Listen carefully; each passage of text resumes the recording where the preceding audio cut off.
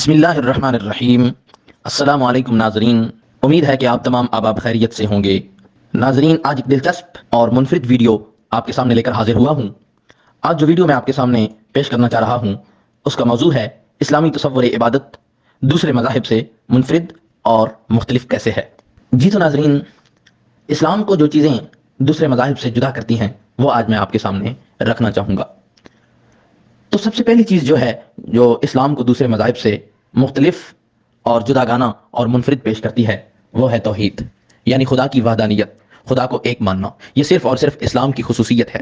جو بندہ مسلمان ہو جاتا ہے یہ اس کی خصوصیت ہے کہ وہ خدا کو ایک مانتا ہے اور خدا ہی کی عبادت کرتا ہے۔ باقی کسی مذہب میں اس طرح نہیں ہے۔ اگر کوئی کسی مذہب والے خدا کو ایک مانتے بھی تھے تو ساتھ کسی دوسری چیز کی بھی عبادت لازمی کیا کرتے تھے۔ تو توحید سب سے پہلی وہ چیز ہے جو اسلام اور دوسرے مذاہب کو آپس میں جدا کرتی ہے۔ خدا کی وحدانیت توحید کا تصور، اور اگر اس طرح کہا جائے تو بہتر ہوگا کہ خدا کی وحدانیت اسلامی عبادت کی بنیاد ہے۔ تو مسلمان صرف اور صرف ایک خدا پر یقین رکھتے ہیں جو کائنات کا خالق بھی ہے، مالک بھی ہے اور پالنے والا بھی ہے۔ اور مسلمان کسی دوسری مخلوق یا اشیاء جیسے بتوں یا سورج، چاند، آگ، پتھروں کی عبادت نہیں کرتے۔ مسلمان صرف اور صرف اللہ کی عبادت کرتے ہیں۔ دوسرے مذاہب میں جتنی بھی چیزیں میں نے گنوائی ہیں، دوسرے مذاہب میں ان چیزوں کی عبادت کی جاتی تھی۔ تو یہ ایک سب سے پہلی چیز ہے جو اسلام کو دوسرے مذاہب سے مختلف کر کے پیش کرتی ہے۔ دوسری جو چیز اسلام کو دوسرے مذاہب سے جدا کرتی ہے وہ ہے نماز۔ 5 یومیہ نمازیں اسلامی عبادت کی ایک منفرد شکل ہیں جو ہم مسلمان دن بھر میں مخصوص اوقات میں ادا کرتے ہیں۔ اور مسلمان قرآن کی آیات بھی پڑھتے ہیں، دعاؤں کی تلاوت بھی کرتے ہیں اور اللہ کے سامنے کھڑے ہو کر رکوع اور سجدہ کرتے ہیں۔ اب نماز میں بھی ایک تو اس طرح نماز کسی نے ادا نہیں کی، لیکن کچھ مذاہب میں اس طرح ہوتا تھا، مثلا جو پتھروں کی پوجا کرتے تھے یا آگ کی کرتے تھے یا سورج کی کرتے تھے اس کے سامنے کھڑے ہو جاتے تھے۔ تو ہماری نماز میں بھی قیام ہے چکے، تو یہاں بالکل ایک جیسا ہو رہا ہے۔ لیکن نماز میں بھی ایک ایسا رکن ہے جو اسلام سے پہلے کسی مذہب میں بھی نہیں تھا، اسے کہتے ہیں رکوع۔ رکوع کسی مذہب میں عبادت میں، رکوع کی شکل میں عبادت کسی مذہب میں بھی نہیں کی گئی۔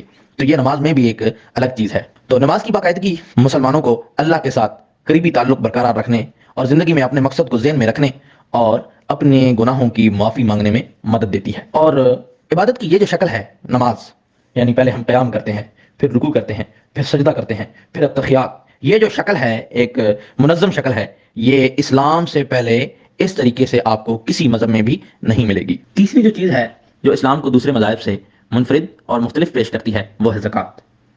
زکوٰۃ ایک ایسی عبادت ہے جو صاحب نصاب مسلمان پر سال میں ایک مرتبہ واجب ہے، جو مسلمانوں کو ضرورت مندوں کی مدد کے لیے سالانہ ادا کرنی ہوتی ہے۔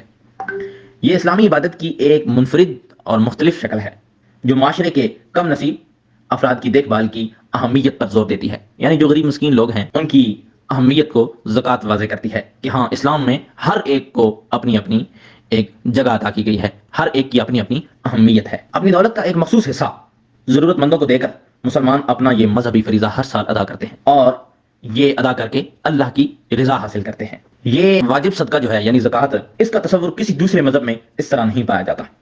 حالانکہ کچھ مذاہب رضاکارانہ عمل کے طور پر خیرات دینے کی حوصلہ افزائی بھی کرتے تھے۔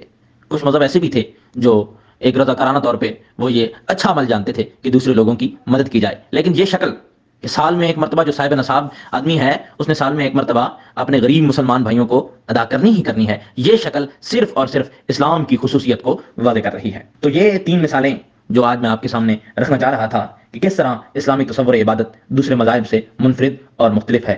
اسلامی عبادات توحید کی اہمیت پر زور دیتی ہے، باقاعدگی سے نماز اور واجب صدقہ اور دیگر طریقوں کے ساتھ مسلمانوں کو اللہ کے ساتھ مضبوط تعلق قائم رکھنے اور ایک مکمل اور بامقصد زندگی گزارنے میں مدد فراہم کرتی ہے۔